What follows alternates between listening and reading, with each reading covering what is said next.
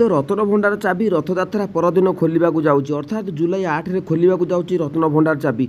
तो दीर्घ दिन है 4.5 कोटी ओडियावासी अपेक्षा करते रत्न भंडार केबे खोल तेज बीजेपी तार इस्ताहार प्रतिश्रुति देते ओडिशावासी को जेहेतु चारिद्वार खोल परवर्ती समय आपण मानक रत्न भंडार चाबी खोल रत्न भंडार सबू जहाँ भी किसी अपडेट समस्त सामना को ओडिशावासी मैंने समस्ते देखिए। तो यही नहीं कौन रही अपडेट तो मंदिर प्रशासन मुख्यमंत्री कौन कहते तेरे चलतु संपूर्ण अपडेट जानी नवा पंडा के वीडियो देखिपे।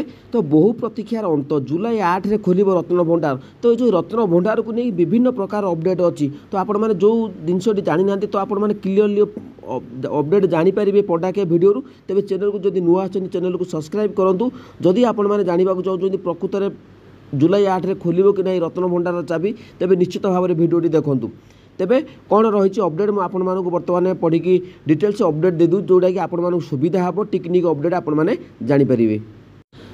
तो ये देखिपे सबू तर्क वितर्क उपर लागिब विराम खोल श्रीमंदिर रत्न भंडार आसंता जुलाई 8 तारिख में रत्न भंडार खोल। तो जुलाई 7 रे महाप्रभु रथयात्रा पर 8 तारिख में खोल रत्न भंडार। एथिपाई रत्न भंडार बाहर पार्श्व कांथरे लेजर स्कानिंग करा जाइछि। रत्न भंडार खोल जाई अनुध्यान करा परे यार मरामती कार्य करा जिवो बोली किछि बड़ राय दैछन्ति। तो एएसआई सुपरिटेडेंट डी बा बी गणनायक कहते रत्न भंडार स्थिति अत्यंत शोचनीय थिबारु गजपति महाराज ठारू आरंभ करी पंडाक समेत बालुका शिल्पी सुदर्शन पट्टनायक क्षोभ प्रकाश करने सह शीघ्र मरामती और अलंकार गणति पर अपील कर आसुले हेले एने कर्णपात करुनथिले तत्कालीन सरकार जहाँ को चलित निर्वाचन में मुख्य प्रसंग करथिला बीजेपी सरकार। आउ यार आधार में बर्तमान ओडिशार मंग धरी बीजेपी सरकार आसवा पर देइथिबा कथा गोटी गोटी करी पूरण करुच्ची। प्रथमे श्रीमंदिर चारिद्वार खोलिबा परे एबे जुलाई 8 रे बड़ देउलर रत्न भंडार खोलिबा नै बड़ घोषणा करिसेंती। तो सबू तर्क वितर्क उपर विराम लगाई रथयात्रा परदिन खोलिबो रत्न भंडार गुमर। तेबे पूर्वरु शेष थर पर 1978 मसीह नीलमणि राउतराय मुख्य काल में विश्वभूषण हरिचंदन आईन मंत्री थिबा बेले श्रीमंदिर रत्न भंडार विभिन्न सामग्रीर गणति मणति करा जायतिला। तो सेतेबेले राज्यपाल भगवत दयाल शर्मा को अध्यक्षतार श्रीमंदिर संस्कार लगी एक कमिटी गठन करा जायतिला।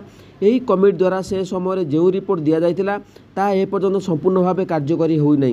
पुनश्च 2018 मार्च 22 रे हाईकोर्ट को निर्देश मुताबक एप्रिल 4 रे भीतर रत्न भंडार खोलिबा उद्यम होइतिला हेले चाबी हजिथिबा जोगु भीतर रत्न भंडार खोला जाई पारि नथिला। प्लास्टर खराब थिबारु श्रीमंदिर प्रशासन भीतर रत्न भंडार खोलिबा को समस्त व्यवस्था ग्रहण करने को एएसआई सुपरिटेडेंट चिठी लिखिथिले हेले किछि सुफल मिलिला नाही। 6 वर्ष तले अर्थात 2018 रे गठित होइतिबा रत्न भंडार जांच कमिटी कौन जांच करथिला तार रिपोर्ट मध्य सर्वजनीन कर जाई नथिला।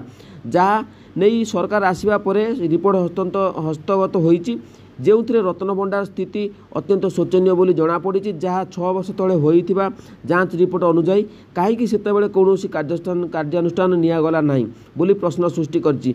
तो एबे नुआ सरकार आसवा पर खोलुची रत्न भंडार यह सहित खोल रत्न भंडार सबू गुमर।